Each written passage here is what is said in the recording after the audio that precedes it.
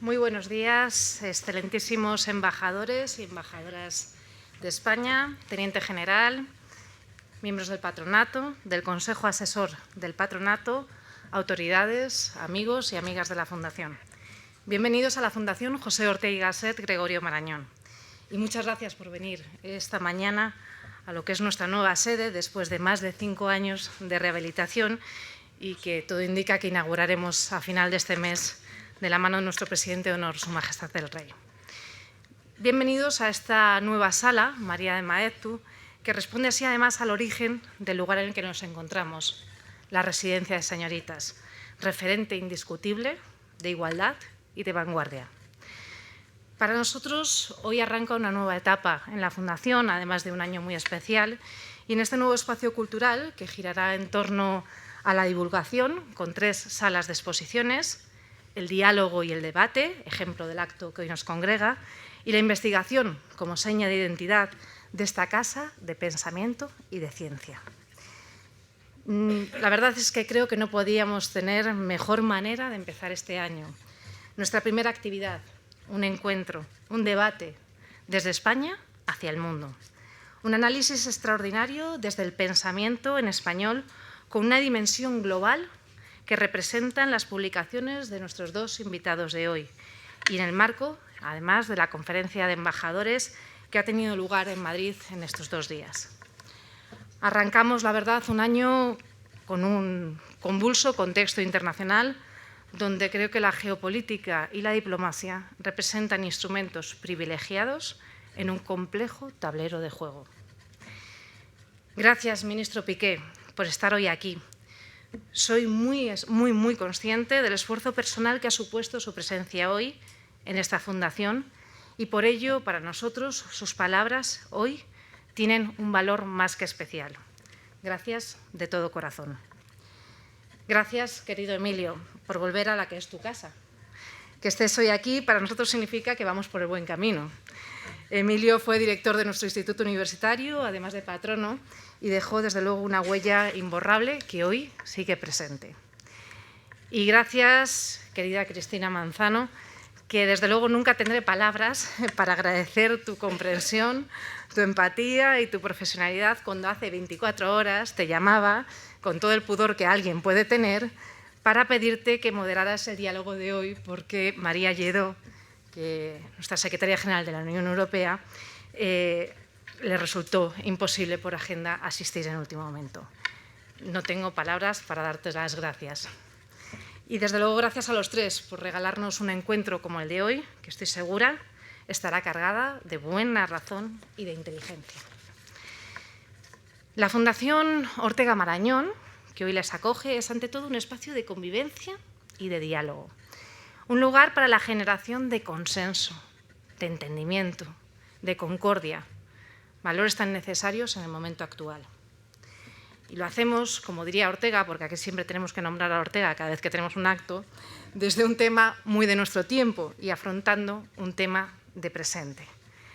Es verdad que leer a Ortega tiene la peculiaridad de, como diría nuestro director del instituto, de llamarlo actualidad anticipada, ¿no? Ortega, en las 3 primeras hojas del número de revista Occidente, que cumplirá 100 años en este mes de julio, por lo tanto estamos de centenario, decía: no hay mejor manera de afrontar el incierto presente que abordando el futuro. Y eso, en cierta manera, y a mi entender, es el espíritu de estas 2 publicaciones y de sus 2 autores. Llevamos, por tanto, 100 años reflexionando sobre el futuro de Occidente. Por eso, tener aquí a Josep Piqué y a Emilio Lamo de Espinosa es todo un lujo para nosotros. Como acertadamente dice Josep Piqué, no es muy inteligente descarrilar lo ya encarrilado y tenemos que estar dispuestos a defender nuestros valores como democracias representativas. Debemos volver al espíritu de la concordia y a los consensos básicos que han cimentado nuestra convivencia en paz y han propiciado un desarrollo sin igual, como afirma Lamo de Espinosa.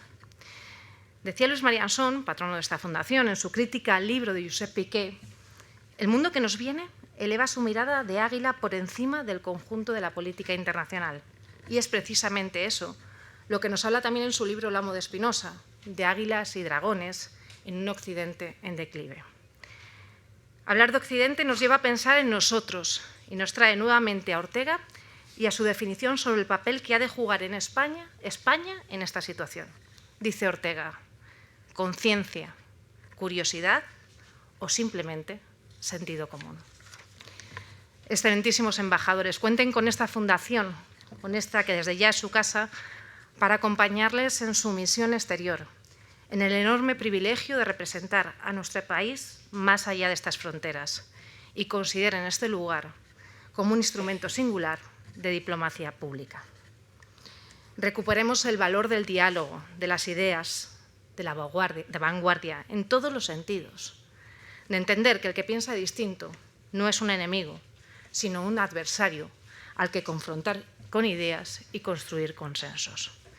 En la Fundación Ortega Marañón tenemos esta filosofía y una voluntad inequívoca de ser un lugar de encuentro, un espacio para construir nuestro presente y futuro compartido con personas tan brillantes como las que hoy nos acompañan. Muchas gracias.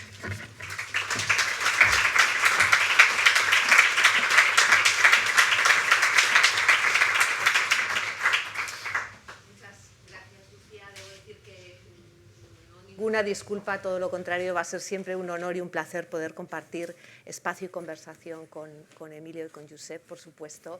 Antes de nada, quiero dar la enhorabuena a la Fundación por toda esta remodelación, por haber acabado ese periodo de obra, también a Revista de Occidente por ese centenario. Sobre todo porque liga mucho con esto que vamos a hablar aquí hoy, el mundo de las ideas en español y cómo desde España y cómo en español vemos y contamos este mundo que tantas veces nos viene condicionado por las visiones de otros. Y me parece fundamental el que dos autores como ellos tengan estas obras y tantas otras y que siga habiendo estos espacios de conversación, de reflexión, de debate para seguir haciendo canalizar esa visión de España y en español sobre el mundo. Evidentemente los temas no pueden ser más actuales. Siempre me ha hecho mucha gracia el mundo que nos viene. Y esto es uno de los temas sobre lo que creo que podemos hablar, ¿no? ¿Qué capacidad de acción tenemos nosotros para intervenir en ese mundo? ¿O está totalmente impuesto? ¿Estamos sujetos a esas fuerzas de la historia, de las potencias, de la geopolítica que nos arrastran irremisiblemente hacia donde queremos o no queremos estar? Voy a empezar pidiéndoos que nos situemos. ¿En qué momento estamos en este mundo que nos viene, en este declive de Occidente, que también me gustaría discutir sobre un término tan tajante o no? Podemos empezar por ahí, luego para que conozcan la dinámica yo voy a hacerles algunas preguntas. Lo que me gustaría realmente es que tuviéramos una conversación para después también abrir la conversación con todos ustedes. Josep, si te parece, ¿en qué momento estamos en ese mundo que nos viene, en ese entorno geopolítico? Gracias, Cristina. Gracias a la Fundación por la invitación. La verdad es que ha quedado todo fantástico, enhorabuena. Como antes se ha comentado, pues es mi primer acto público en los últimos 3 meses, porque he pasado por un episodio de salud un poco complejo y bueno, me hace mucha ilusión precisamente volverme a estrenar en un sitio como este, ¿no? Queridos embajadores, embajadoras, mi teniente general, amigos, amigas, veo muchas caras conocidas y amistosas y eso también me complace, ¿no? El tema que nos plantea Cristina es enormemente complejo, ¿no? Es la pregunta del millón. El mundo que nos viene, que conste que fue una imposición de mi editor, porque a mí me parecía absolutamente petulante intentar transmitir a los demás cuál es el mundo que nos viene, porque no lo sabemos. El mundo es incierto, el mundo es muy volátil, todo pasa vertiginosamente, muchas veces los árboles no nos dejan ver el bosque, hay que hacer un ejercicio de prospectiva y también de introspectiva para ver cuáles son las grandes macrotendencias que siguen estando ahí y cómo se pueden ver afectadas por lo que nos sucede y nos afecta y por lo tanto nos ocupa y nos preocupa en el día a día. Pero en cualquier caso lo cierto es que cuando a veces se habla de orden mundial, pues es una contradicción en los términos. El mundo está en desorden. El mundo está en desorden. se rompió el esquema bipolar derivado de la Guerra Fría, parecía que íbamos a un mundo bipolar, esa ilusión duró muy poco, hasta básicamente un 11 de septiembre, por cierto, que en mi época, hace ya muchos años, de ministro de Asuntos Exteriores, convocamos una conferencia de embajadores. Yo creo que era la primera, si no recuerdo mal. Y la convocamos para el día 10 de septiembre del 2000. El resultado fue un fiasco, porque al final nos vimos todos absolutamente sobrepasados por los acontecimientos que sucedieron en Estados Unidos, ¿no? Bien, a partir digamos, de ese fiasco del mundo unipolar, de un mundo basado en normas y en reglas, en el multilateralismo y en la hegemonía de una única superpotencia, bueno, pues están surgiendo otras realidades, algunas muy palpables. China, desde luego, es una, pero también otras, y cada vez más, y que tienen su propio proyecto nacional, aparte de los proyectos que se puedan derivar de los diferentes bloques. Después podemos profundizar sobre eso. Sí que me gustaría destacar que, a diferencia de lo que sucedió en el siglo pasado con el mundo bipolar y el enfrentamiento entre el bloque occidental y el bloque soviético, aquí no hablamos de confrontación ideológica básica, sino que hablamos de confrontación de modelos políticos y de manera de organizarnos como sociedad y como representación política. Democracias liberales y representativas, democracias iliberales, en las que efectivamente se vota, pero que hay una clara preponderancia del poder ejecutivo sobre los demás poderes, y desde luego regímenes autoritarios o incluso totalitarios. Y hay una disputa sobre cuáles de esos regímenes son los más eficaces para afrontar y resolver los problemas de los ciudadanos. Y ahí es donde efectivamente hay que plantear también el debate y la batalla, porque nos interesa enormemente que no nos quede en la cabeza o en el subconsciente que los regímenes autoritarios, precisamente por su propia naturaleza, tienen mayor capacidad para resolver los problemas porque no tienen las cortapisas, los obstáculos y los checks and balances que tienen las democracias. Y eso es completamente falso. Y podemos poner ejemplos bien recientes. La pandemia es un ejemplo clarísimo de eso. Por lo tanto, esa defensa de los valores de Occidente me parece absolutamente fundamental. Y por lo tanto, estoy de acuerdo con Emilio, y termino, en que hay un declive de Occidente que en términos relativos es obvio. El centro de gravedad se ha desplazado hacia el Indo-Pacífico. Sí que tenemos que seguir insistiendo en que los valores basados en la libertad, basados en el pluralismo político, en las libertades, en la cooperación, en el multilateralismo, en la renuncia al uso abusivo de la fuerza para resolver los conflictos, esos valores no tienen que estar en declive, sino todo lo contrario, tienen que ser defendidos más que nunca. Lo estamos viendo todos los días, anteayer en Brasil. Muchas gracias, Josep. Déjame decir que has empezado comentando que estas son cuestiones muy complejas. Obviamente, hablar de un orden o un desorden mundial es algo muy complejo, pero que la ventaja y lo que aportan vuestros dos libros, cada uno con su estilo completamente diferente, es acercarnos a esas realidades, que ese es el mérito, porque, como decía al principio, el análisis, la capacidad de saber qué está pasando es fundamental para poder pensar en ese futuro, ¿no? Y si me permitís citar a Ortega, ya que estamos, se está popularizando mucho estos días esa famosa cita que yo creo que a base de decirla ya va a estar un poco desgastada. No sabemos lo de que tú la usas lo que nos mucho. pasa y eso Esto es nos lo que pasa. nos pasa, efectivamente, ¿no?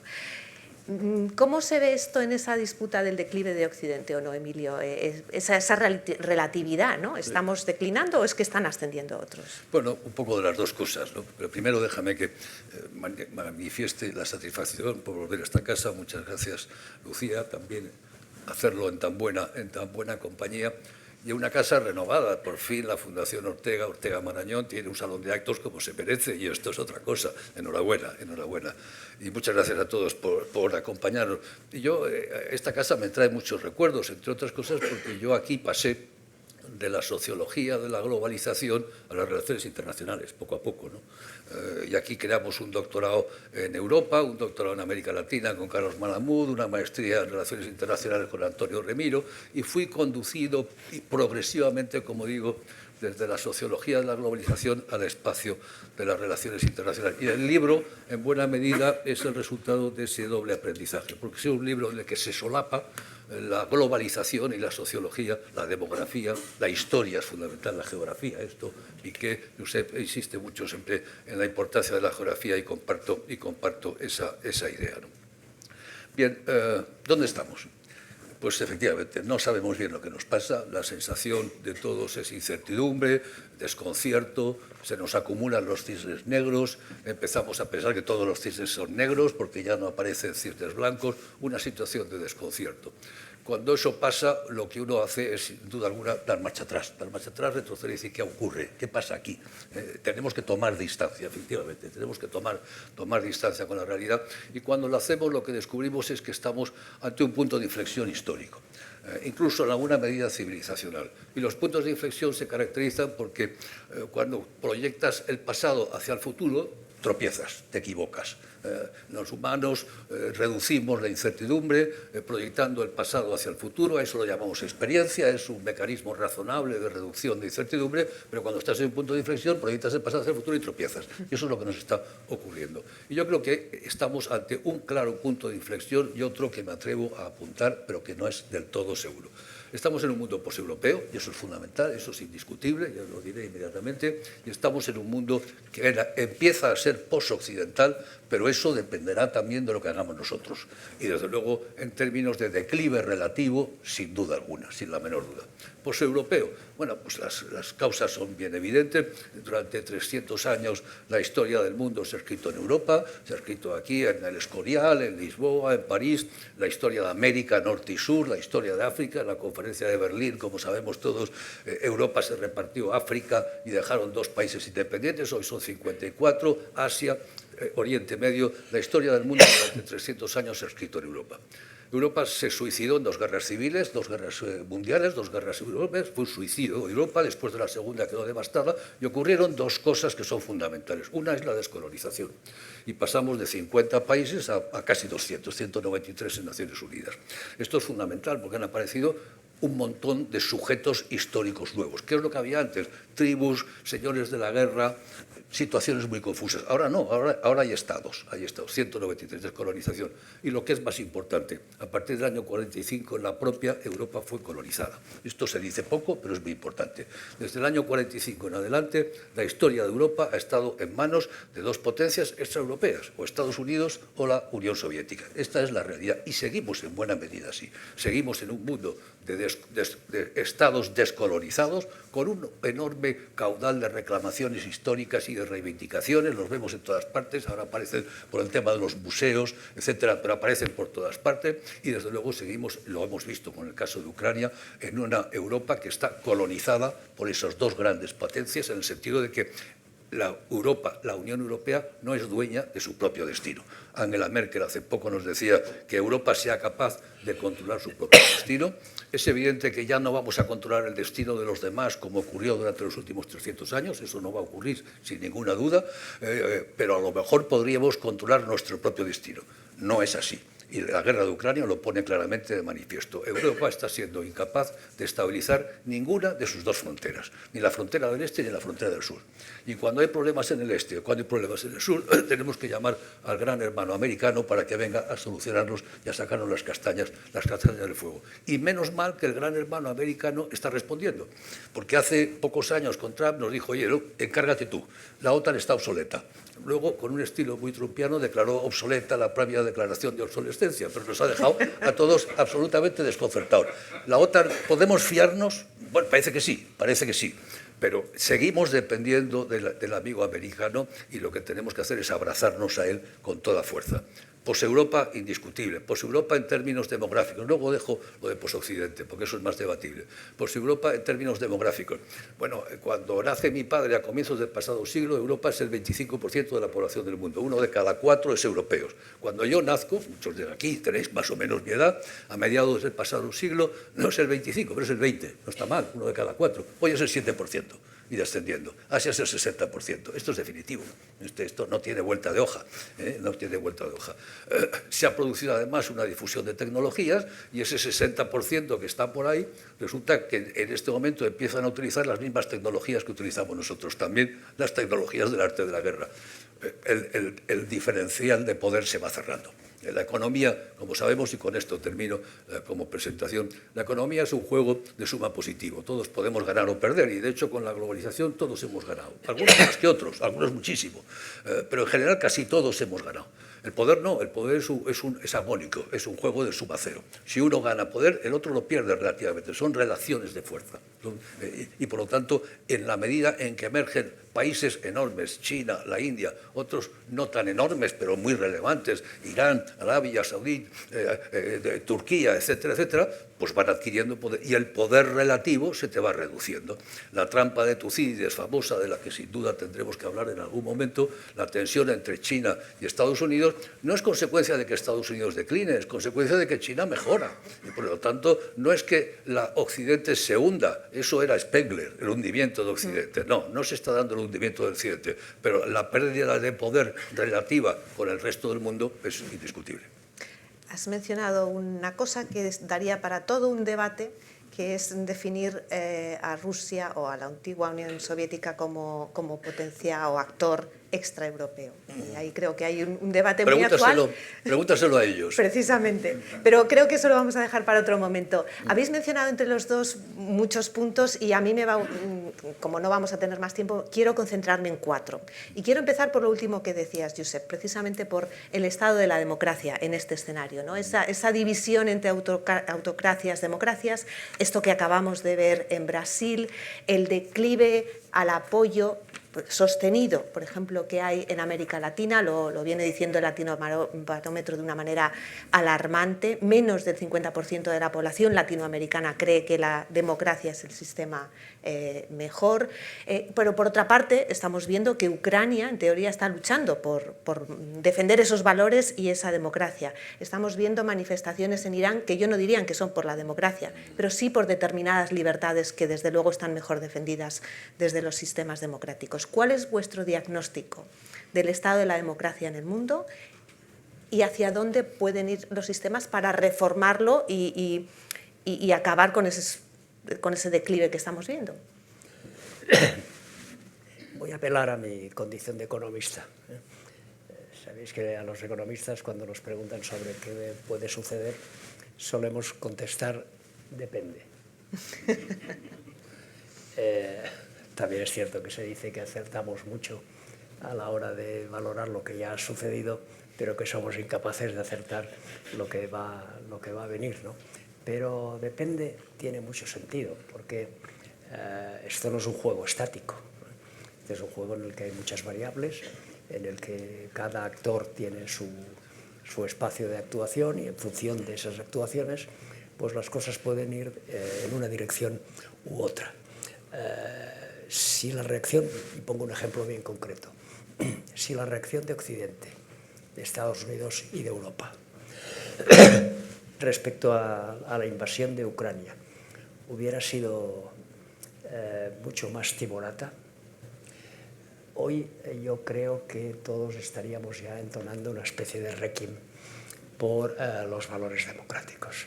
Si nosotros mismos no somos capaces de asumir que esos valores democráticos se tienen que defender en cualquier lugar y que no podemos dejar al pairo a los que heroicamente están luchando por los mismos, pues va a ser mucho más fácil que las democracias resistan.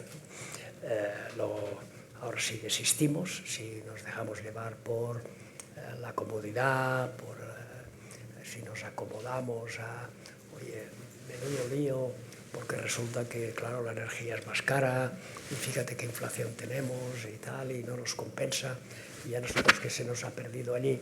Bueno, pues si hacemos eso, desde luego la democracia está herida de muerte, ¿no?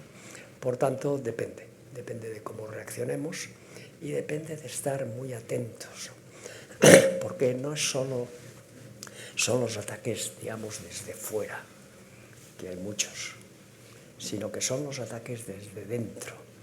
La profusión de todo tipo de populismos, de derechas y de izquierdas, está minando los valores democráticos y lo hace desde unas premisas que son muy conocidas desde siempre, pero que ahora son especialmente pertinentes a la hora de recordarlas, ¿no?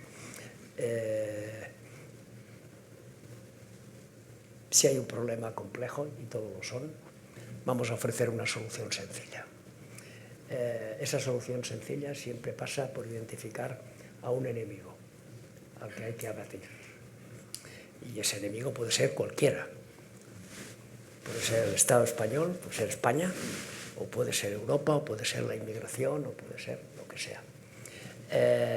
Y además, la soberanía popular está por encima de la soberanía nacional. Lo que se pone en cuestión es el carácter representativo de nuestras democracias liberales.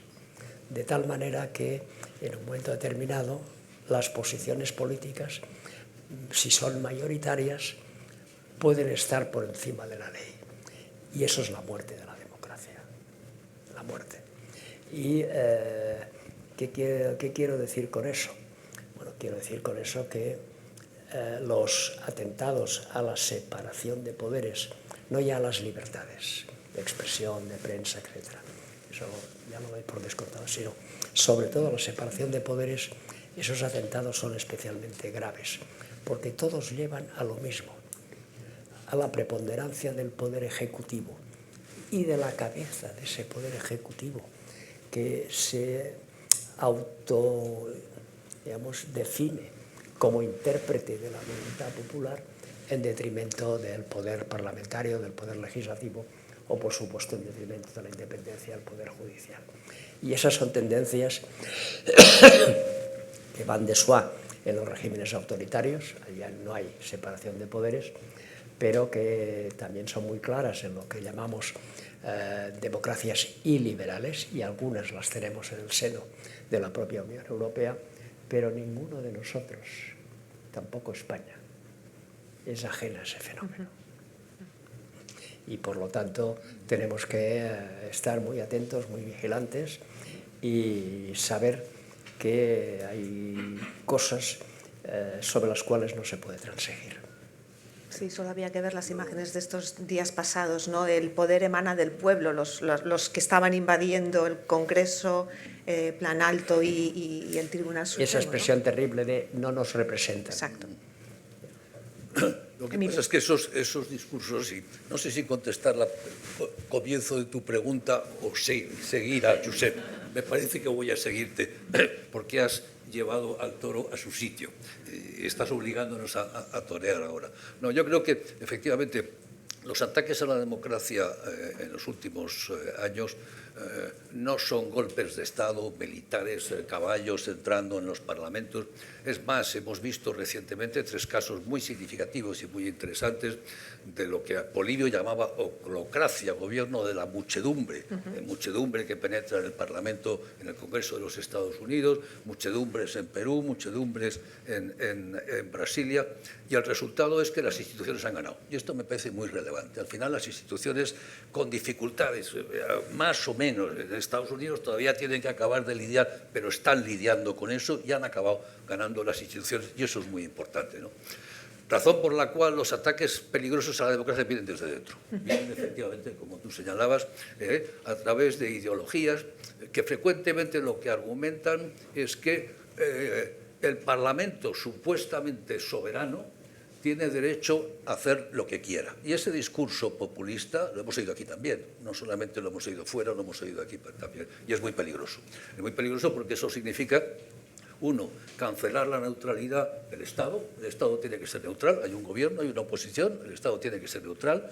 Lo que identifica la calidad de una democracia es la capacidad, el respeto de las minorías y, por lo tanto, la posibilidad de que la oposición consiga ser gobierno en las próximas elecciones. Cuando tú cancelas la neutralidad del Estado, eso lo vas mermando, lo vas limando y al final no hay necesidad de dar un pucherazo. Mire usted, es que ya se ha dado previamente ese pucherazo y se han creado las condiciones para que el cambio, en el caso de Venezuela, es evidente, se han creado las condiciones para que eso sea imposible, ¿no? Por lo tanto, tenemos efectivamente un problema en los países, digamos, democráticos. Estoy viendo la democracia desde dentro de los países, ¿no? Si elevo la mirada y trato de mirar el mundo, lo que descubro, por el contrario, es que, una vez más y de un modo evidente, los mejores países del mundo, indiscutiblemente, son los países liberales con sistemas democráticos. Yo cojo los rankings de PIB per cápita, cojo el ranking de libertades del Economist Intelligence Unit o de Freedom House, cojo el ranking de los estados de derecho, cojo el ranking de los mejores estados del bienestar. ¿Y qué me encuentro? Pues los mismos de siempre. Suecia, Noruega, Dinamarca, Holanda, Alemania, Francia, los países liberales. Cuando se produjo el gran estallido de China, multiplicamos su PIB por 17 veces, una cosa espectacular, se empezó a hablar del consenso de Beijing y de que era un modelo alternativo. Estamos viendo que no lo es. Cómo ha gestionado el COVID desastrosamente, no tienen información interna, no son capaces realmente de hacer una gestión eficiente del país. China está fracasando en temas muy importantes, tiene una crisis económica larvada, no nos fiamos de los datos que nos dan ni de unos ni de otros.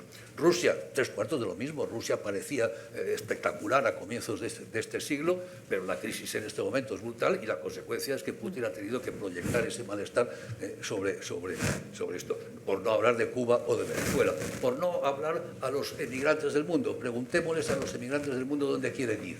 Yo no sé de nadie que diga, oh, el Russian way of life, el Chinese way, no, quiero ir a Beijing. No, todos quieren ir o a Europa o a Estados Unidos, sin la menor duda.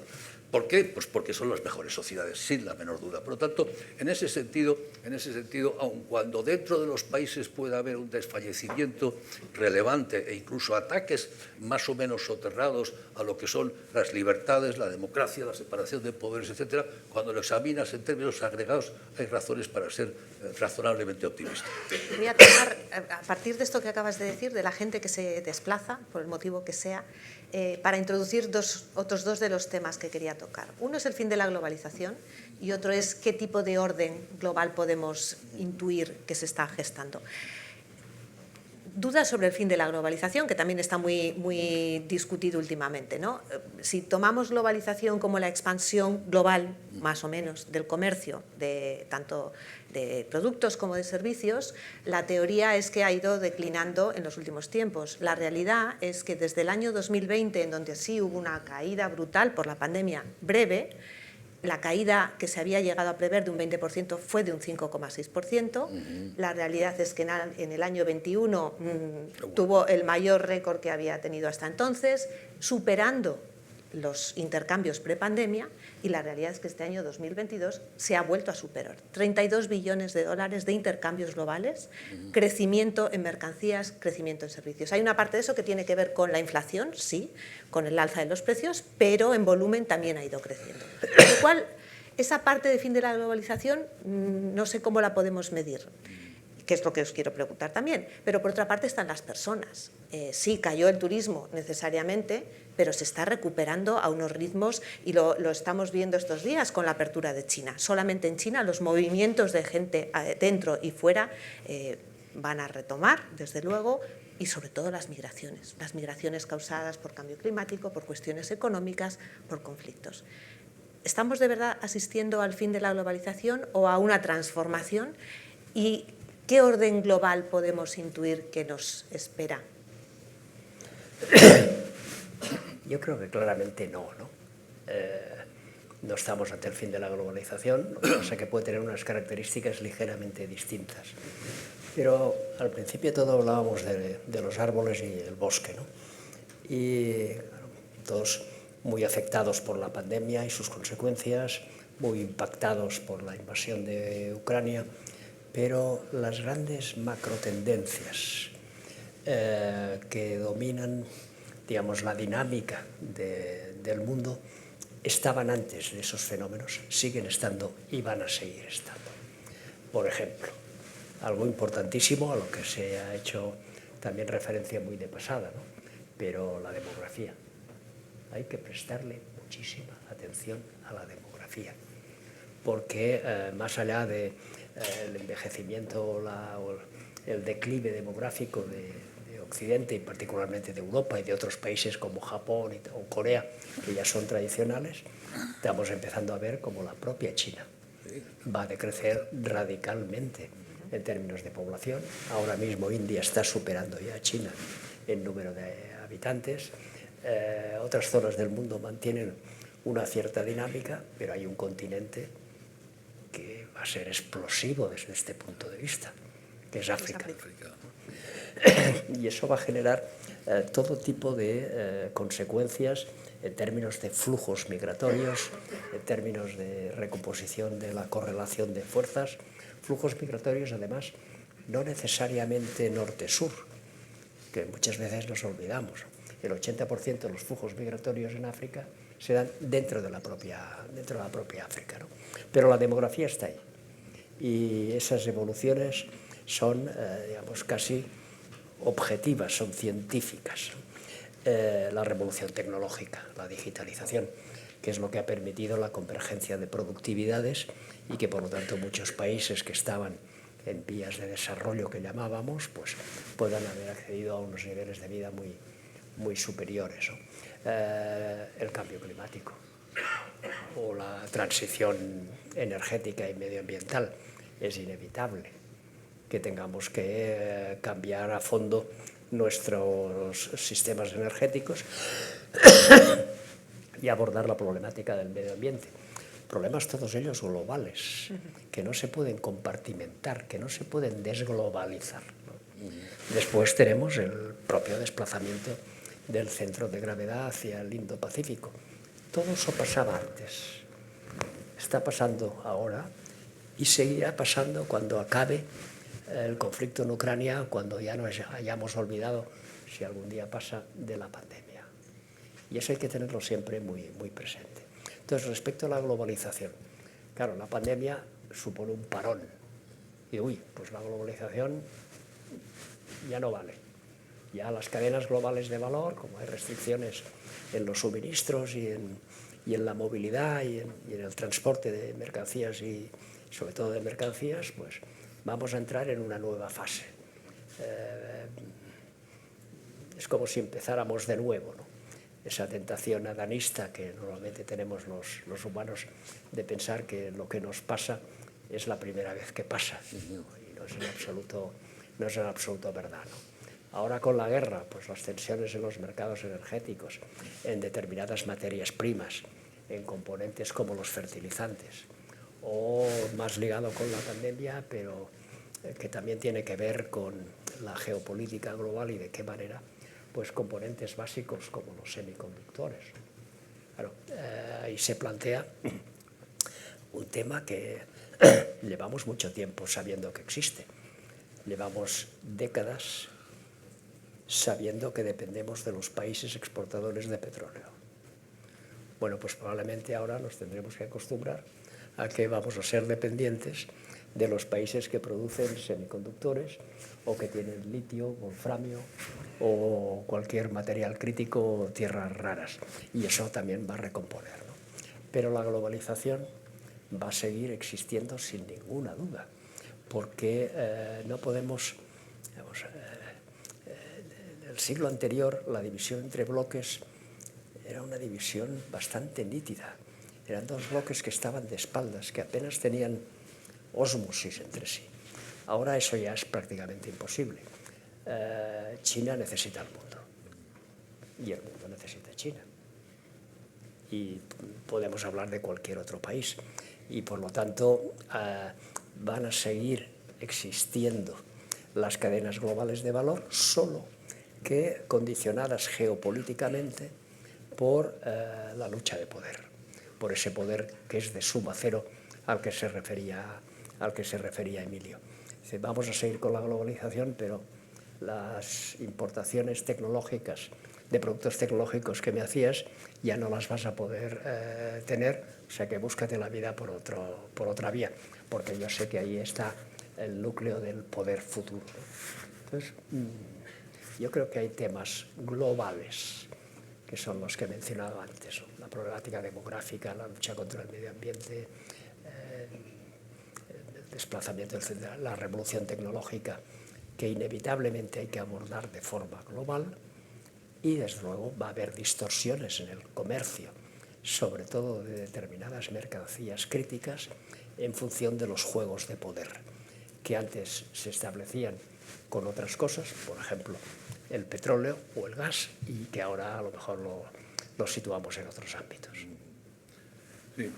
No, yo estoy de acuerdo por completo que cuando analizamos el proceso globalizador en términos macro, en términos globales, lo que ha habido es, por una parte, un parón. Me acuerdo que Guy Sorman dijo, el virus este es el virus desglobalizador. Es decir, lo paró todo y, por lo tanto, desglobalizó radicalmente. Pero eso, efectivamente, ha recobrado.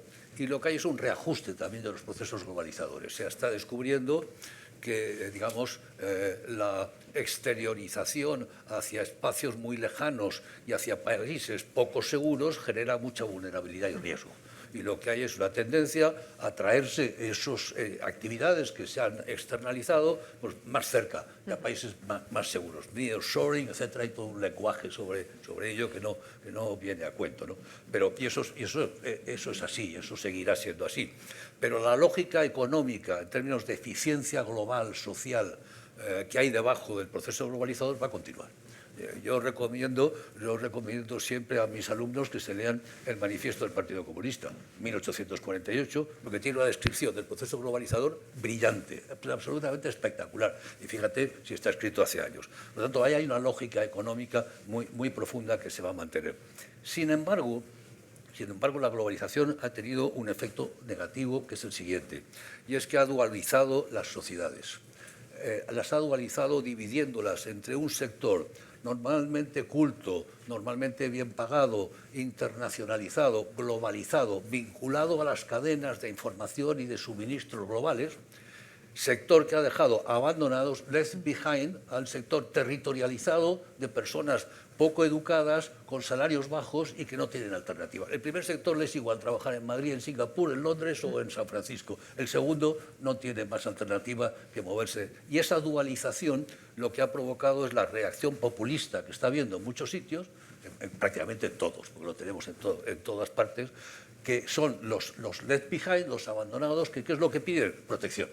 Y lo que piden es más Estado, proteccionismo económico, conservadurismo político, es decir, lo que piden es protección frente a un proceso que se les ha ido de las manos y que lo perciben como algo ajeno y que se les cae encima. De modo que hay poderosas tendencias antiglobalizadoras en muchos países, dentro de los países, especialmente los democráticos, porque los otros no cuentan, porque no hay opinión pública. Pero en esto sí, ahí hay poderosas tendencias, pero sin embargo la lógica global sigue siendo, yo creo que sigue siendo dominante. De modo que no creo que vayamos a ir a menos globalización. Piensa que además la globalización la percibimos siempre en términos económicos, comerciales, etc., pero la globalización es la ciencia, la globalización es la moda, la globalización es el arte, es que la globalización es todo, es la gastronomía, es que entras a un restaurante y te dan fusión, y esto es comida italiana, y esto es no sé dónde, y esto es mexicano, y todo está fusionado. Es decir, que la globalización afecta a todas. Eso también lo señalaba, por cierto, el manifiesto del Partido Comunista, que no está nada más.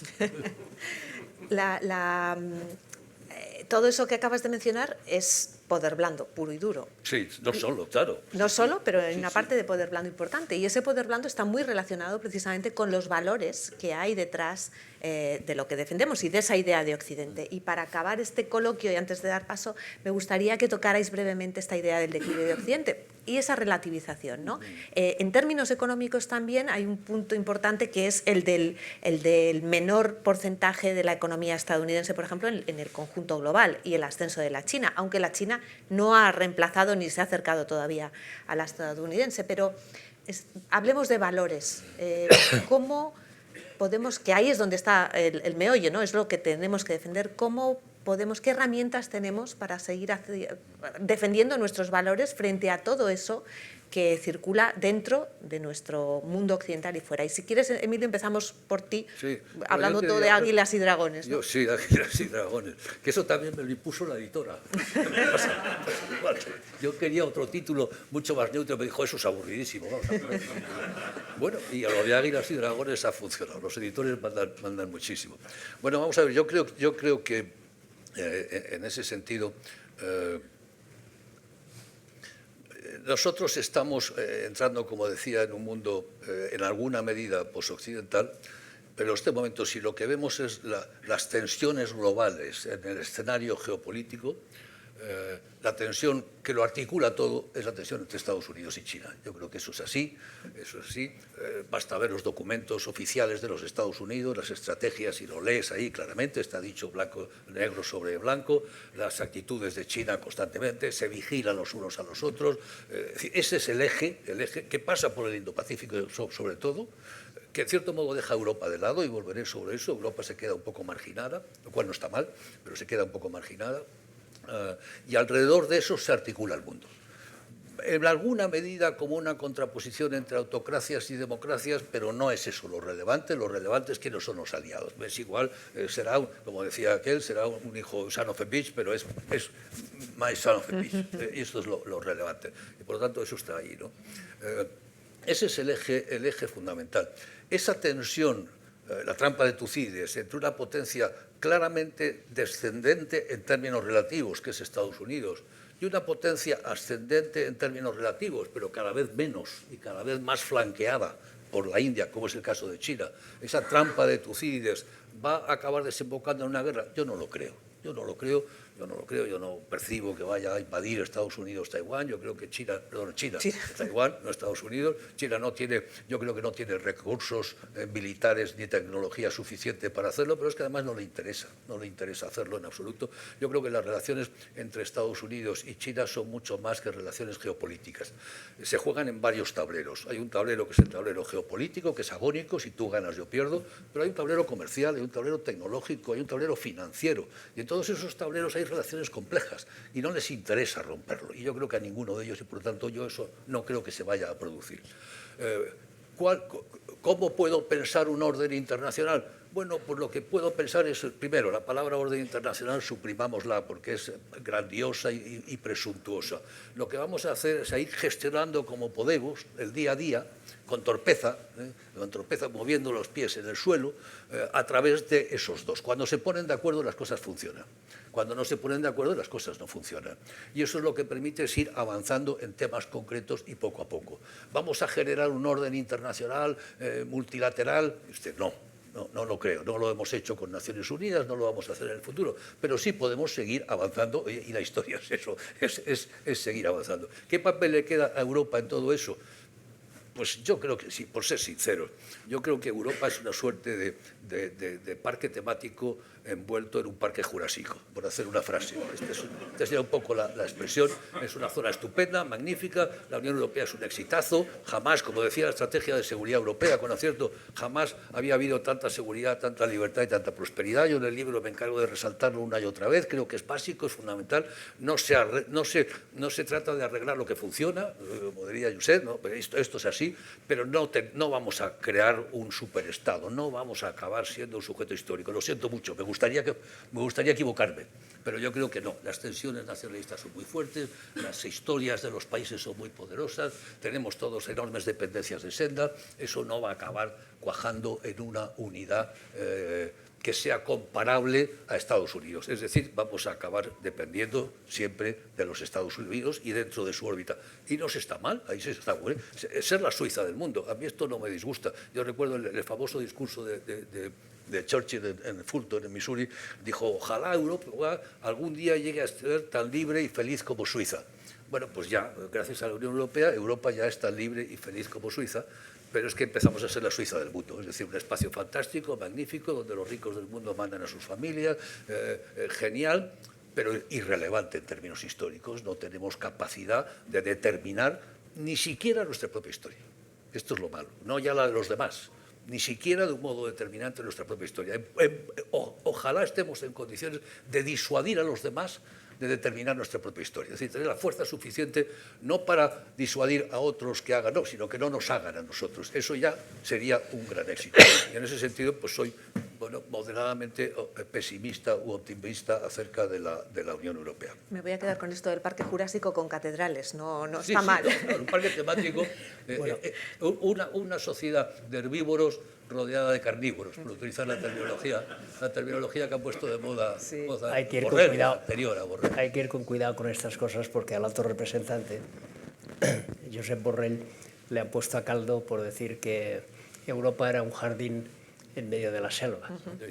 Y le han acusado de racista y de xenófobo prácticamente. Pero sí, vamos, yo comparto en gran medida, ¿no?, lo que acaba de decir Emilio. Solo un comentario antes de iniciar el coloquio respecto a eso que presuntuosamente llamamos el orden mundial, ¿no?, o el orden internacional. Yo, que además de mirar mucho los mapas, porque me gusta mucho la geografía, intento leer también mucha historia. Ya sé que a veces la historia nos lleva a cometer errores, sin duda, y que no se repite, como decía el 18 Brumario, ahí Marx claramente, a diferencia del manifiesto comunista, se equivocó, ¿no? Pero sí que, como decía Mark Twain, rima. Y hay algunos ejemplos históricos que nos pueden servir de guía. Yo he estado pensando en los últimos tiempos en la OSCE, de la que casi nadie se acuerda. OSCE, la Organización de Seguridad y Cooperación Europea, que primero fue una conferencia y después se institucionalizó, y que se hizo en Helsinki, si no recuerdo mal, en el año 75.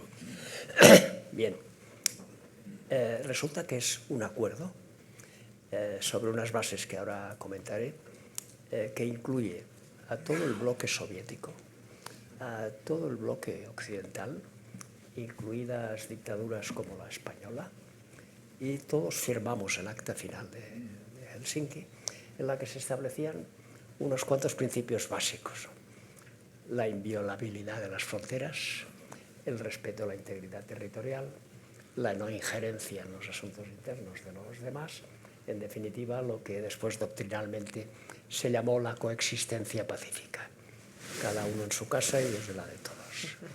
Y no nos vayamos a complicar la vida. Y precisamente la invasión de Ucrania ha venido a romper completamente el espíritu de la OSCE, ¿no? Pero la OSCE era una arquitectura que nos podría servir de inspiración de cara al futuro.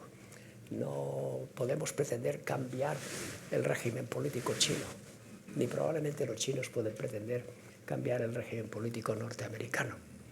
Simplemente nos respetamos cada uno en su ámbito, defendemos nuestros intereses, procuramos minimizar los conflictos y, bueno, a partir de ahí, coexistencia pacífica de nuevo, ¿no? No se me ocurre otra manera de encarar este siglo XXI, porque si no, cualquier otra alternativa, que es puedo violar las fronteras, no reconozco la integridad territorial de los estados y por lo tanto los invado a mi conveniencia, o me meto en los asuntos internos, pues nos lleva inevitablemente al desastre. Y bueno, quizá por ahí habría que ir trabajando, ¿no? Sí, no, por comentarlo, yo creo que lo que estás diciendo es algo muy importante en relación con cómo enfocamos el tema de Ucrania, ¿no? Cómo enfocamos el tema de Ucrania. Porque se insiste otra vez por mucha gente que no hemos hecho lo suficiente para, digamos, seducir o atraer a Rusia. No hemos hecho lo suficiente, que hemos movido las fronteras, que los hemos arrinconado prácticamente.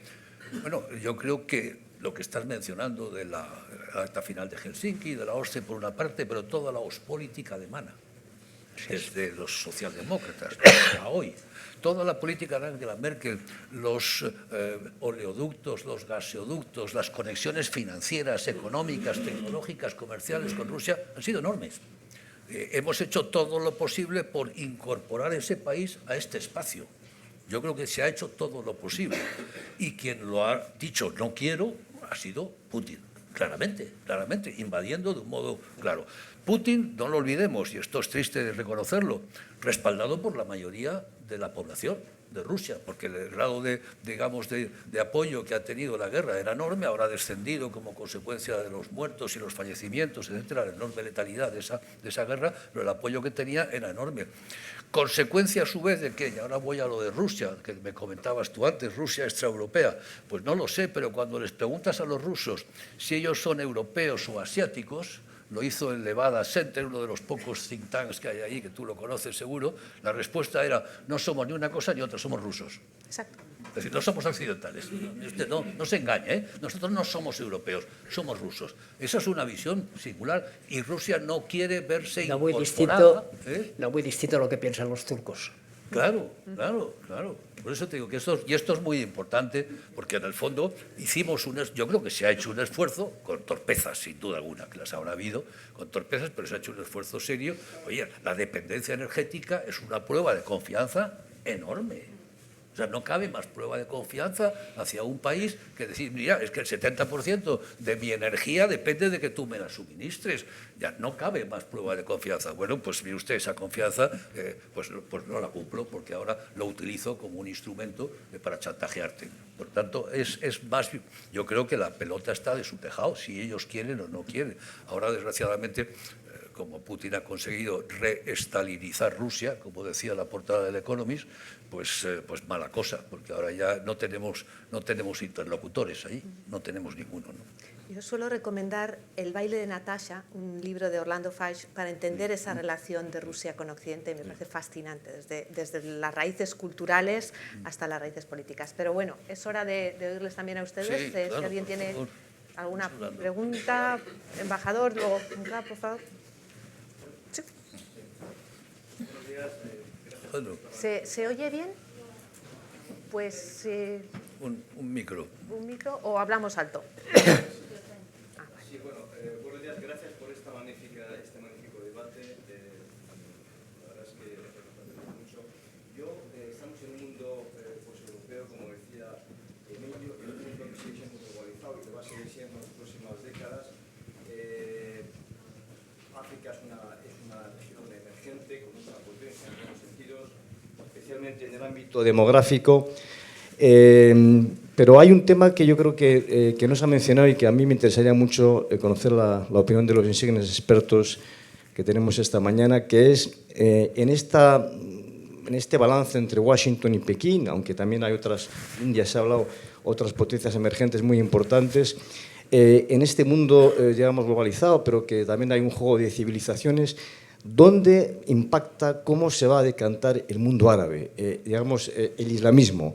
Llevamos muchos meses, diría años, sin atentados terroristas de gran envergadura. Es una cosa que realmente hay que notar. O sea, tuvimos unos años Bataclan, por supuesto, las Torres Gemelas, pero llevamos ya bastante tiempo, afortunadamente, seguramente porque la inteligencia de los países occidentales y también la complicidad con el mundo árabe ha funcionado sin grandes atentados. Pero hay una fuerza ahí presente, el mundo árabe, el islamismo, con países muy importantes, con grandes recursos.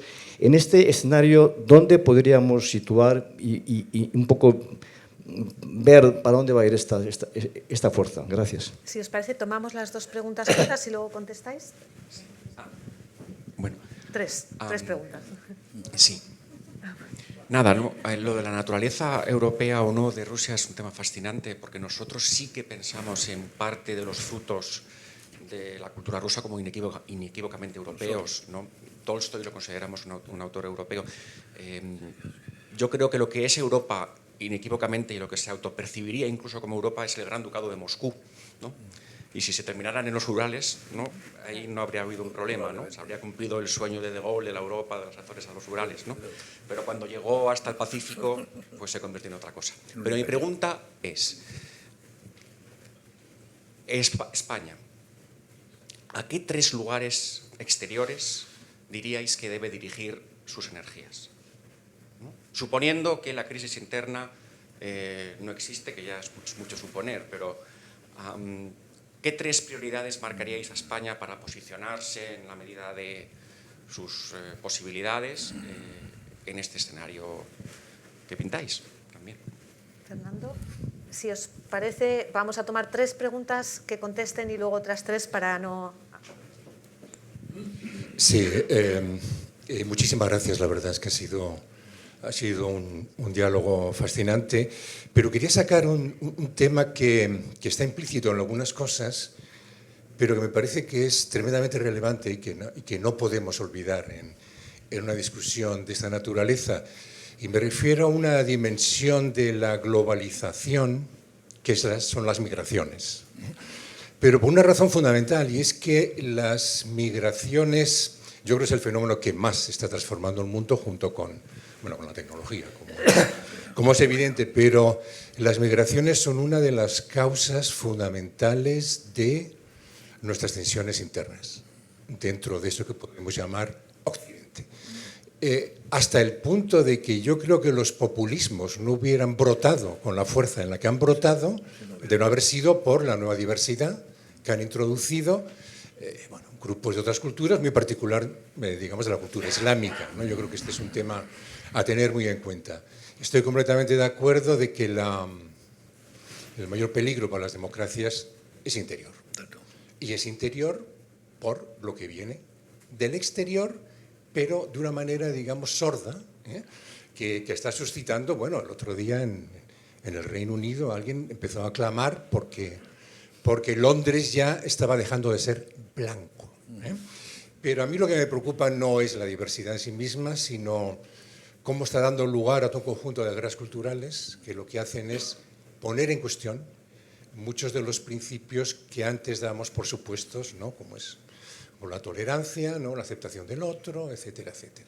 Entonces a mí me parece que esta conexión entre lo que nos pasa dentro y lo que viene de fuera es clave y no la podemos dejar fuera de la discusión. Muchas gracias.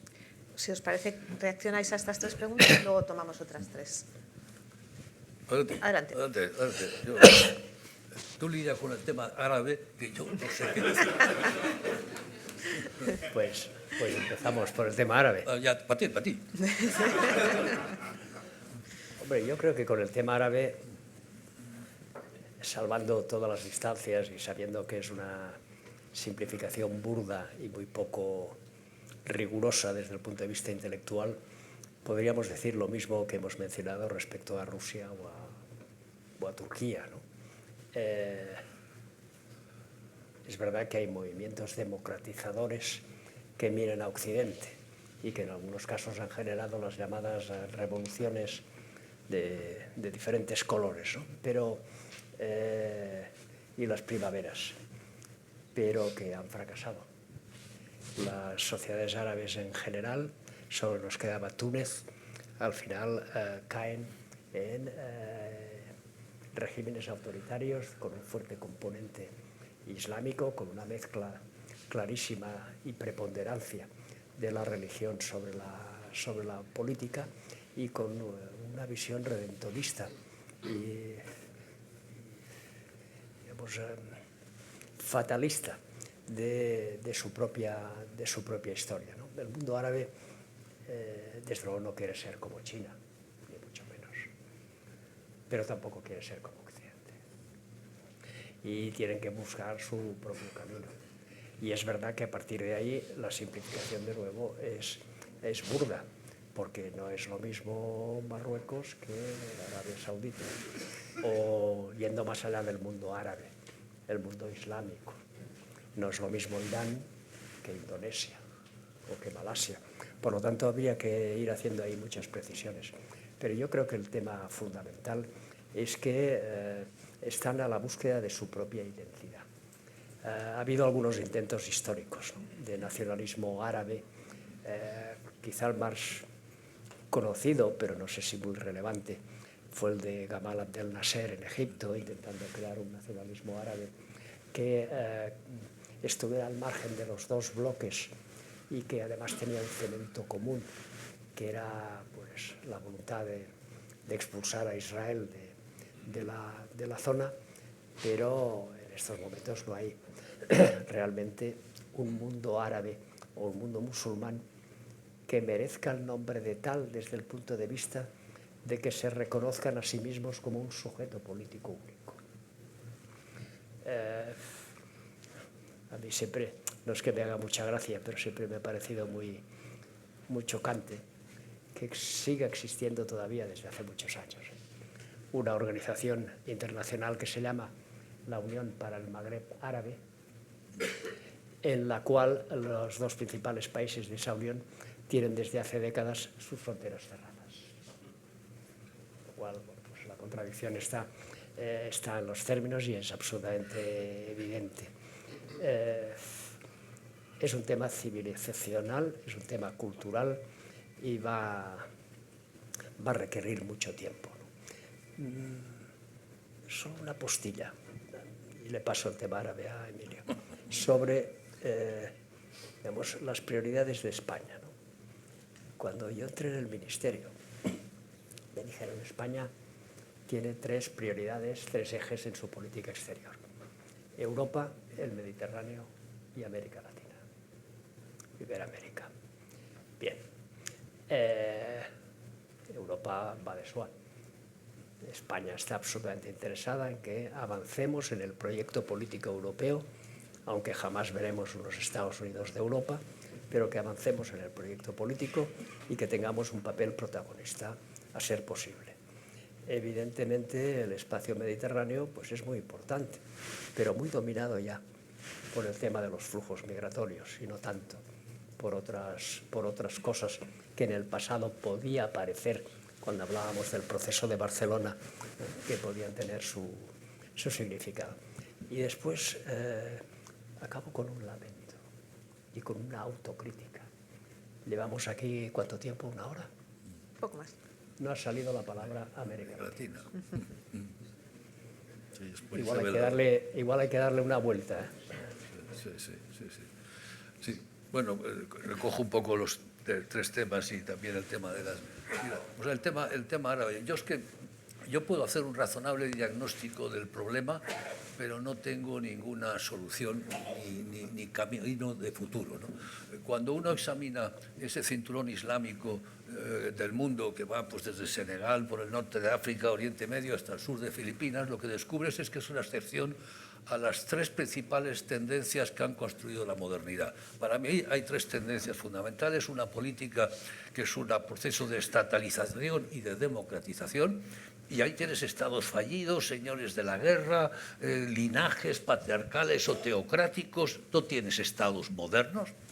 La segunda es una tendencia económica que es la economía de mercado, y tampoco acabas de tener economías de mercado porque lo tienes es economías que explotan el petróleo y el gas y viven de eso. Y finalmente la tercera tendencia fundamental modernizadora es una concepción secular, racional, científica del mundo. Y ahí tampoco la tienes ni la vas a tener. No hay ciencia, es curioso, ¿no? Es la única región en la que no se produce ciencia. Por tanto, es una excepción a todo, buscando sus identidades, totalmente de acuerdo, sin encontrarlas. Y no sé qué salida tiene eso, esa es la verdad. No sé qué salida tiene, pero no la veo en absoluto clara. 3 prioridades, yo las tengo muy claras. Estados Unidos, el Magreb y México. Lo explico rápidamente. Europa no es una prioridad de política exterior. Europa somos Europa. Esto es otra cosa, es otra dimensión. En Europa estamos en ella y, por lo tanto, no pertenece, digamos, propiamente a ese espacio, aunque pertenece indirectamente. Estados Unidos es fundamental, lo señalaba anteriormente, no porque esperemos mucho de ellos. Estados Unidos es como una suerte de hermano mayor, y con los hermanos mayores estás inevitablemente, no rompes con él. No podemos romper con Estados Unidos, por lo tanto, para España es fundamental, especialmente pensando en la segunda prioridad, que es el Magreb. El Magreb es el principal riesgo de seguridad de este país, y yo eso lo tengo muy claro. Si tenemos riesgos de seguridad, van a venir por ahí. Y digo Magreb, no Marruecos, porque Argelia está también ahí. Es toda la región la que es el principal riesgo de seguridad de este país. Eso es un área fundamental. Por eso, oye, una de las grandes embajadas españolas es Rabat, sin la menor duda, una de las Washington y Rabat. ¿Cuál es la tercera? México. México, ¿por qué? Porque México es el principal país hispanohablante del mundo, 120 millones de habitantes más otros 30 metidos dentro de Estados Unidos. Es un país poderosísimo, es un país potente, es un país enorme. Si hablamos de hispanidad, si hablamos de hispanismo, si hablamos de la lengua española, tenemos que ir de la mano de México. tenemos que ir de la mano. Por lo tanto, para todo lo que es proyección cultural, y no solo cultural, México tiene que ser un aliado inevitable. Y en América Latina es el principal. Lo siento, pues a los argentinos nos cae muy bien, Argentina está muy bien, etcétera. Seguro que se enfadan, pero creo que México es el principal aliado. Y voy al tema de las migraciones. Es un tema importantísimo, sin duda alguna. Es un tema importantísimo. Yo lo que me pregunto siempre es lo siguiente: ¿por qué Estados Unidos sigue teniendo la capacidad no ya de integrar a sus emigrantes, sino de asimilarlos? El melting pot sigue funcionando. En Estados Unidos los emigrantes en la segunda generación se han olvidado frecuentemente de sus lenguas nativas, se han incorporado plenamente al inglés, se han incorporado plenamente a la sociedad, se sienten americanos hasta la médula. Ojo con decirles que no lo son, porque se enfadan. Es decir, los han asimilado. ¿Y por qué en Europa no tenemos esa capacidad? Salvo quizás en alguna medida el Reino Unido, que realmente está teniendo un comportamiento ejemplar, y en alguna medida también España. En alguna medida también España. De luego, aquí presentamos, tú lo recordarás, un libro de Alejandro Portes, fantástico, un sociólogo buenísimo. Es la mejor investigación que se ha hecho sobre la integración de las poblaciones emigrantes en España, y los resultados eran muy favorables, muy favorables. Probablemente porque la mayoría son latinos y por lo tanto se incorporan, pero en otros sitios no se incorporan. En definitiva, España no lo está haciendo mal. No lo está haciendo mal. El Reino Unido lo está haciendo razonablemente bien, el resto muy mal. El resto muy mal, ¿no? Y es un problema central, porque efectivamente continuará viniendo emigrantes, y no hay que... O sea, las políticas multiculturales, Canadá ha dado marcha atrás, el Reino Unido dio marcha atrás con el multiculturalismo. Eso está muy bien para la fase de recepción, pero luego tienes que integrarlo. Lo que no puedes es organizar guetos. Aquí el gueto de los árabes, aquí el gueto de los otros, aquí el gueto de los peruanos. Eso no es sostenible en el medio y en el largo plazo. Y por lo tanto tienes que activar procesos de integración. Y en ese sentido, y me atrevo a decir algo que puede ser pecado, pero quizás los sistemas de bienestar son negativos. Quizás los sistemas de bienestar que facilitan cierto tipo de integración dificultan otro tipo de integración porque no crean incentivos. Crean incentivos para mantenerse en la marginalidad. Y eso, ahí hay un trade-off. Hay un trade-off que es muy difícil de mantener, de que por una parte tienes que hacerlo, pero cuidado, no te pases, porque entonces lo que haces es alimentar la marginalidad, ¿no? Y bueno, pues esto es todo. Hola, perdona. Perdón. No, es una postilla solo. Respecto al tema de la inmigración en España, ¿no? Nuestros populismos no surgen de la inmigración, a diferencia de otros países. Nuestros populismos surgen, por una parte, por las consecuencias de la crisis financiera del 2008 y lo que eso representó, y después por el conflicto con Cataluña. La inmigración apenas ha jugado un papel. Y eso es porque efectivamente las cosas parece que se hacen razonablemente bien. Sí. Tengo 4 palabras pedidas y muy poco tiempo. Yo soy muy rapidito.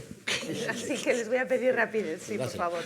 Lucía, gracias por invitarme. Josep, encantado de volver a verte y me alegro de tu recuperación. Emilio, encantado de escucharte. Mi padre fue amigo del tuyo y sobre todo gran amigo de Jaime, tu hermano. Yo, por ser hijo de peruana y sobrino de canciller y ministro de Exteriores Carlos García Bedoya, estoy tremendamente preocupado por y además trabajo como consultor estratégico de política allá. ¿Qué pensáis del Foro de Sao Paulo y la influencia en la crisis del nuevo orden mundial, como decía el presidente Fraga? Aquí tenemos otra pregunta. Gracias. Sí, yo precisamente, ministro, bueno, agradecer en primer lugar este diálogo tan interesante. Y efectivamente has hablado del lamento porque nos había mencionado Iberoamérica. Yo soy embajadora en Argentina. Sé que México es mucho más importante que Argentina, pero bueno, pero bueno, precisamente ahora lo que se plantea, y lo hemos visto en la reunión de embajadores, la Unión Europea, que siempre ha estado muy de espaldas a América Latina, salvo España y Portugal, ahora precisamente mira a América Latina. ¿Por qué? Porque América Latina tiene todo lo que la guerra de Ucrania hace que Europa tenga carencias. El grano, la energía, el litio, recordemos que el triángulo del litio son Argentina, Chile y Bolivia, al margen de los conflictos internos, de los populismos en América Latina, sigue siendo un subcontinente relativamente estable comparado con las guerras que se libran en muchos otros de los continentes, como África y Europa en este momento. Entonces yo he echado un poco de menos, hablando del mundo que nos viene y tal, el papel que puede jugar América Latina y algunos de los países que, al margen de su situación económica, como es en el que yo estoy, pues bueno, tienen todo el potencial para proveer a Europa. Gracias. Tenemos una pregunta más allá atrás y luego otra aquí a la izquierda. Sí, había una aquí y otra atrás. Sí, mi pregunta es para el señor Lamo. Vamos a ver, yo no sé si llamar ingenuidad o estupidez que la señora Merkel se tirara con los empresarios alemanes en manos de Putin, pero me parece más sorprendente que la OTAN estuviera invitando a Ucrania a unirse a la OTAN desafiando a Putin. Esto para mí es totalmente incomprensible. Gracias. Atrás, por favor. Bueno, gracias por la cantidad de ideas que nos han transmitido. Mi pregunta es muy breve, es únicamente volviendo un poco a las fuerzas tradicionales del 19 y del 20, ¿sí? Que son los militares y las iglesias, ¿qué autonomía tienen hoy? Porque han contestado algo sobre el islamismo, pero no como una utilización, sino estoy pensando como autonomía, o sea, con su fuerza independiente. Siento mucho, sé que hay más preguntas, pero ya no tenemos más tiempo porque ya nos hemos pasado, de hecho, de lo que estaba previsto. Les invito a que luego se acerquen a ambos ponentes para charlar con ellos. Josep, si te parece, empezamos contigo. Bueno, respecto a la situación en el Perú, ¿no? Yo creo que todos lamentamos, ¿no? Y no voy a recurrir a la famosa frase tópica, ¿no? De cuando se jodió todo esto. La verdad es que el Perú es un clarísimo ejemplo de país que se iba encarrilando y que no se sabe por qué llega un momento en que desencarrila, ¿no? ¿Por qué se iba encarrilando? Porque había una cierta continuidad, a pesar de todo, de las políticas básicas. Y eso empieza incluso con Fujimori. Pero cuando llega Alejandro Toledo no cambia grandes cosas. Después de Alejandro Toledo viene el segundo Alan García, ¿no? Después ha venido Humala, después vino Pedro Pablo Kuczynski y tal. Todos más o menos mantenían un cierto consenso básico respecto a lo que le interesaba al país, y el país iba bien, se iba encarrilando. Pero los países tenemos una cierta propensión muchas veces a suicidarnos, a pensar, oye, qué bien nos va esto, vamos a ver cómo lo estropeamos. Y en el caso del Perú es un ejemplo paradigmático de todo eso, pero que es reflejo de, yo creo, un problema general de América Latina, y es la poca consistencia de su sistema de partidos políticos y, por lo tanto, la debilidad de sus democracias representativas, que inevitablemente se tienen que articular a través de partidos fuertes que permitan mayorías sólidas y estables y lógicas en los parlamentos. Yo creo que ahí también hay un problema de carácter, digamos, constitucional, y es la copia del sistema norteamericano en cuanto a la elección directa del presidente y la elección al margen e independiente del Parlamento, sin partidos políticos. Eso lleva inevitablemente a situaciones ingobernables. Y eso vale para Perú, pero puede valer para Chile, puede valer para Colombia, puede valer para Ecuador y para muchos otros sitios. Entonces, yo creo que lo primero que tiene que hacer América Latina es creerse a sí misma. O sea, asumir que si pone en común determinadas posiciones, habida cuenta de todas las potencialidades a las que ha hecho referencia nuestra embajadora, puede ser un sujeto político relevante. Pero si no hay esa toma de conciencia propia y cada país sigue su propio destino, pues América Latina no existe más allá de ser una mera descripción geográfica y lingüística. Desde España a veces es muy difícil valorar eso. Yo recuerdo que una de las cosas más difíciles que tiene que hacer el Ministerio de Exteriores es ver cómo le damos contenido real, efectivo y atractivo a las cumbres iberoamericanas. Porque no podemos vivir de la retórica, no podemos vivir de la comunidad lingüística, ni tan siquiera de una cierta comunidad histórica muy discutible. Tenemos que ir a relaciones bilaterales importantes, como ha dicho Emilio, y yo estoy completamente de acuerdo, pero si no somos capaces de dotarle de una cierta institucionalización a la comunidad iberoamericana y a la propia América Latina como tal, va a ser extraordinariamente complicado que no nos pase lo que nos ha pasado hoy, que estamos hablando del mundo y América Latina no sale. Y ahora es una oportunidad, efectivamente, porque la propia guerra de Ucrania ha puesto de manifiesto que ahí hay muchas potencialidades. Vamos a ver, la relación con Europa ahí puede ser muy importante, porque Europa puede ayudar a convencer a América Latina de que pueden ser un sujeto político relevante en el nuevo escenario si se concentran en determinadas cosas y las ponen en común. Eso es muy difícil, ¿no?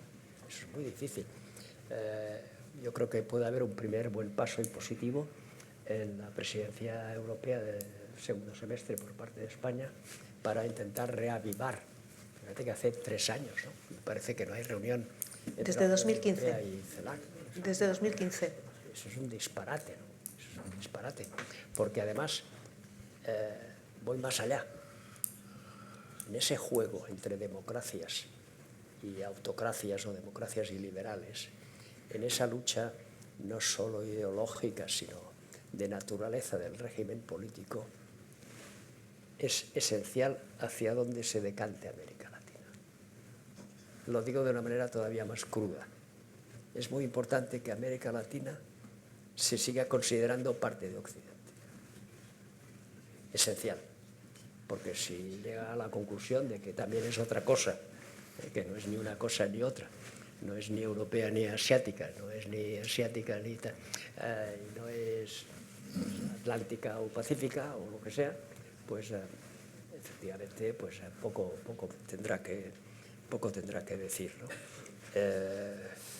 Bueno, y sobre la última cuestión, la de Ucrania, se la dejo a Emilio, aunque después puedo hacer alguna postilla si me deja. Respecto al papel del poder militar y de la religión, más que de las iglesias. Yo creo que uno de los grandes avances en general de los regímenes democráticos ha sido la subordinación del poder militar al poder civil.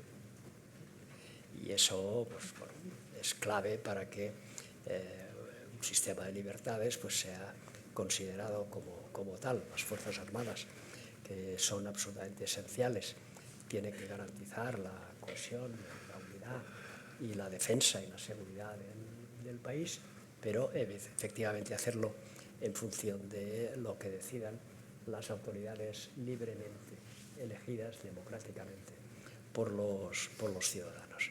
Otra cosa ya es el problema de la religión y la política, ¿no? Quizá para no alargarme, un ejemplo. Durante muchos años, la garantía de que en Turquía había separación entre religión y política fue precisamente la supremacía de las Fuerzas Armadas. Y eran dos cosas en sí mismas contradictorias.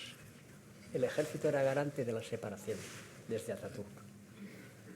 Bueno, llega Erdogan, hace una cosa que tiene todo el sentido, que es las Fuerzas Armadas tienen que supeditarse al poder político, y como ya no tengo ese freno, vuelvo a introducir la religión en la política.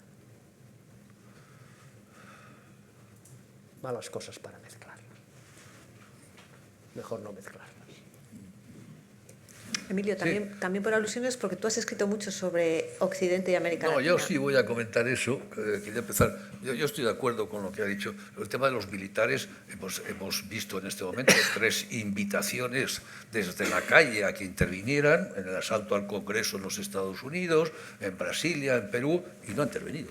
Los ejércitos han quedado en los cuarteles, lo cual quiere decir algo muy importante y muy interesante, porque parece, y lo estábamos comentando antes, ¿no? Parece que eso, al menos en los países democráticos, cancela la probabilidad de un golpe de Estado al estilo siglo XIX, un golpe de Estado con los caballos entrando. Yo creo que eso ha quedado cancelado, ¿no?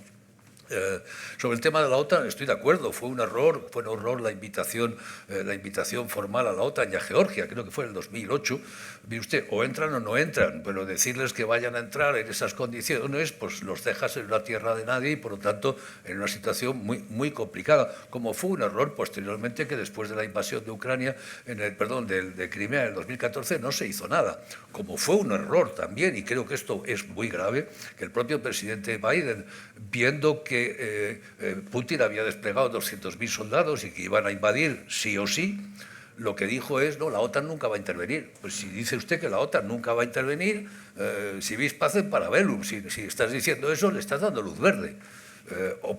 O por parte de la Unión Europea, el decir, bueno, vamos a hacer sanciones tremendas. ¿Cuáles son esas sanciones? Las sanciones aparecen días después de la invasión, no antes. Mire usted, las pones encima de la mesa antes si quieres disuadir. Es decir, la capacidad de disuasión de Occidente en relación con Putin y la invasión de Ucrania ha sido de una torpeza manifiesta. Ahora parece que lo estamos haciendo mejor, pero inicialmente de una torpeza manifiesta. Y sí quería abordar el tema de América Latina. Yo le dedico un capítulo entero de mi libro, bastante largo además, a un argumento central, y es que América Latina es América latina, es América latinizada, es América romanizada, es América incorporada a la cultura grecolatina, incorporada a Occidente. América Latina es Occidente.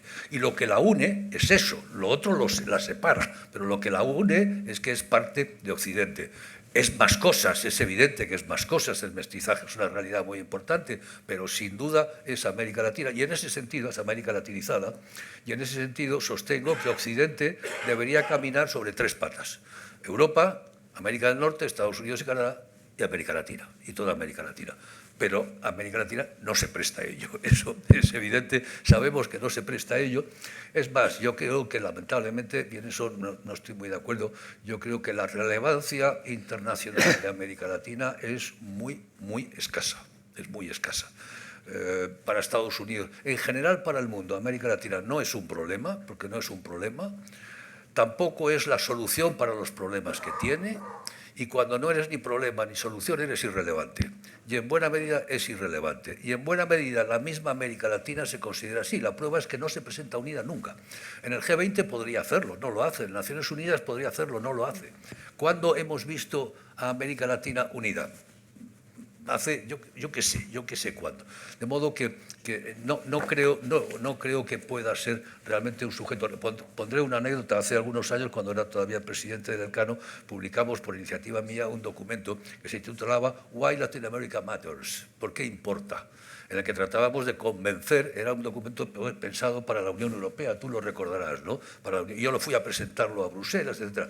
Ningún caso, no se hicieron ningún caso, porque no matters, en realidad no matters. Va a haber una cumbre y a lo mejor conseguimos que realmente importe, pero la realidad es que no importa, tampoco importa mucho en Estados Unidos. Le importa a China porque compra materias primas relevantes, y el riesgo es que la Unión Europea pase a ocupar el mismo papel que China, comprador de commodities, lo que la Inglaterra era en el 19 y China es en este momento, pero eso no es el futuro que deseamos para América Latina. Y desde luego el problema fundamental de América Latina es la deficiencia institucional, la poca calidad de las instituciones, la poca calidad del Estado, los déficits, la ausencia de recursos fiscales que permitan transferencias de renta, y por lo tanto ese sistema, corrupción generalizada, violencia generalizada, etc. etcétera, ¿no? Por lo tanto, una región con muy serios problemas de articulación interna, de articulación de ella misma.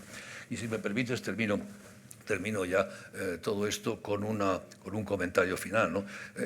Por ponerle un nombre al problema de hoy de la humanidad, de todos nosotros, yo creo que si le pusiera un nombre, diría, el problema se llama 1.400 millones. 1.400 millones de chinos, 1.400 millones de indios, 1.400 millones de asiáticos. Están ahí. De africanos. De africanos, perdón. 1.400 millones de africanos. No van a desaparecer. Quieren una prosperidad parecida a la nuestra. Tienen derecho a ello. Tenemos que generar un mundo en el que esos 1.400 más 1.400 más 1.400 pues se encuentren razonablemente bien. Y si no lo hacemos, pues tendremos muchos problemas. Este sería mi final. Bueno, me temo que habéis dejado encima de la mesa tantos temas que vais a tener que organizar otro debate, porque es que no se ha acabado esto aquí, pero pido disculpas porque nos hemos ido un poco del tiempo. Agradezco la presencia de todos y sobre todo les pido un aplauso para el quinteto.